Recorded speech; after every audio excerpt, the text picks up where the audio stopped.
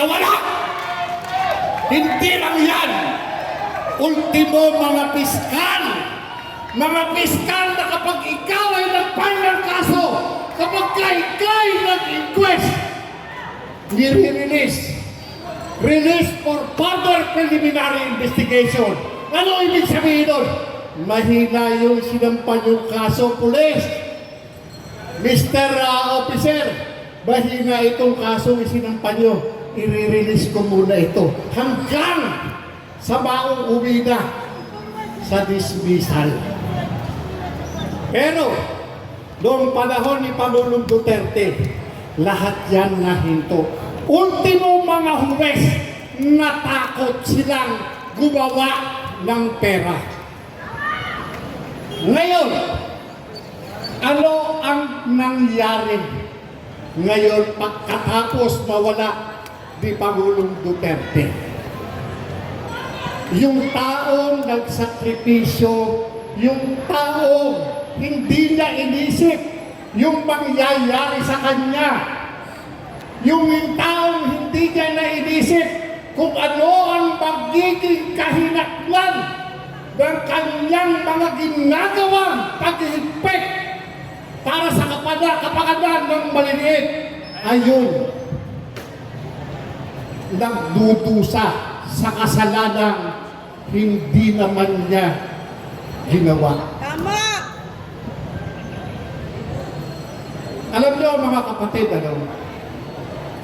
noong isang taon na, mula noong kami ay nandoon sa NAIA 3, umaga ng Marso 11, sa pilitan po siyang tinangay patungo sa Villamor Air Base.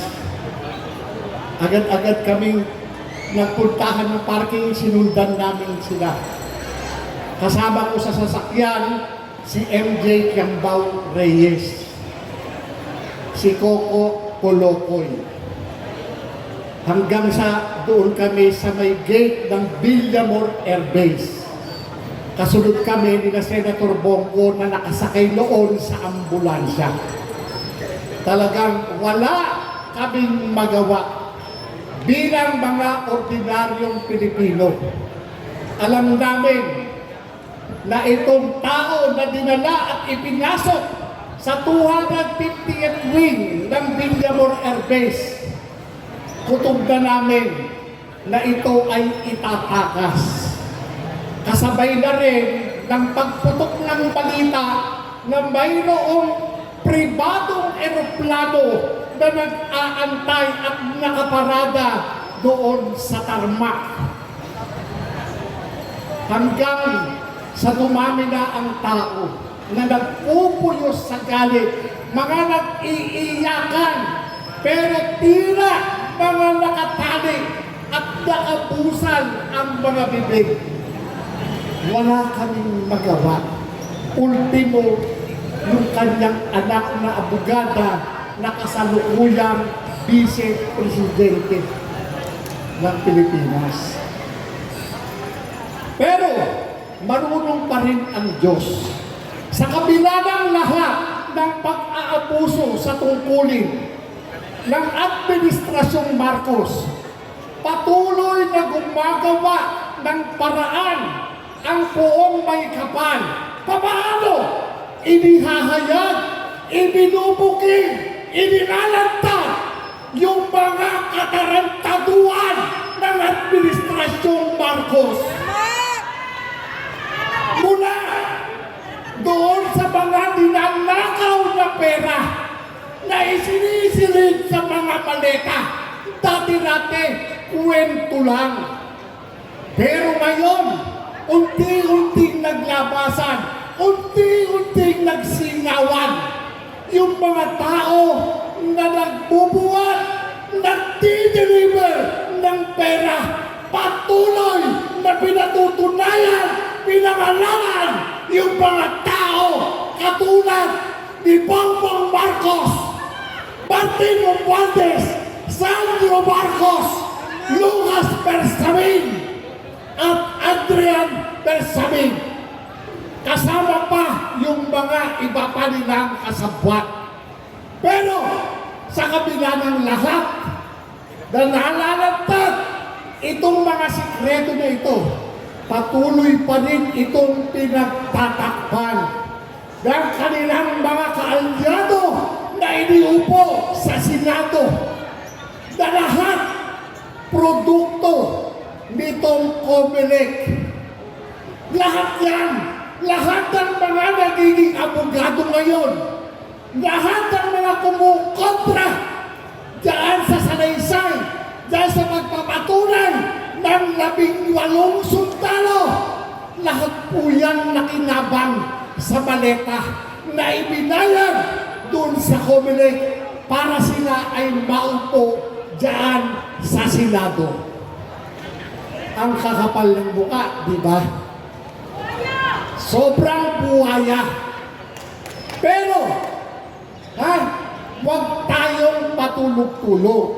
Kahit na ang mga ito ay nalantad na, huwag tayong titigil. Una sa lahat, huwag tayong bibitiw sa ating pananampalataya sa Diyos. Wala tayong ibang kakampi. Lahat tayo dito, walang kapangyarihan. Pero, hindi tulad nila. Ang Diyos nila ay pera. Tayo, ang Diyos natin ay ang tunay na Diyos. At yung tunay na Diyos, siya ang nagbabantay kay Vice President Sara Duterte. Maraming salamat po.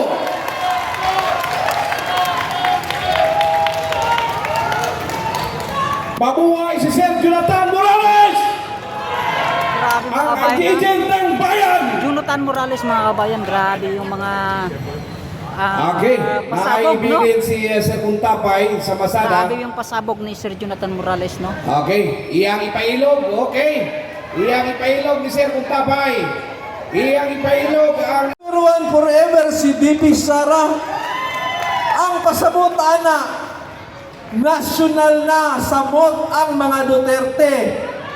Dili lang si BP Sara, dili lang si Tatay Digong, kundi pati na si Congressman Pulong o si Mayor Base.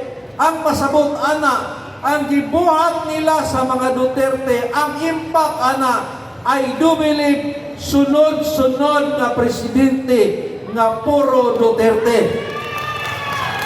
Kay consistency man ang kahinganlan. Dili ka na paghuman, lahi na po. I agree nga dapat in the future, Duterte, next president, Duterte, next president, Duterte. Agree ba? Kay ang mga Bisaya, grabe magserbisyo. Pero sila dito sa Luzon, grabe kaayo mangawat. First time in history, gibutang sa malita. Grabe! Para white paper trail, gibutang sa malita. Pero ang problema, na may lupyait, na may mga marino, nga maayong mga tao. So pasabot na ko, ang Ginoo sama ni ingon ni Agent Morales, ang Ginoo nila ang kwarta, ang Ginoo niya to si Jesucristo.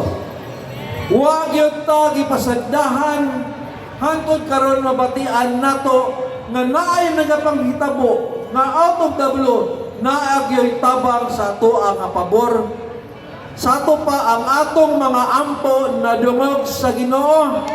Magpadayon ta pag-ampo alang kay Tatay Digong, kay Attorney Kaufman, kay VP Sara Duterte, o atong ipanalangin sa mot ang tibuok Pilipinas.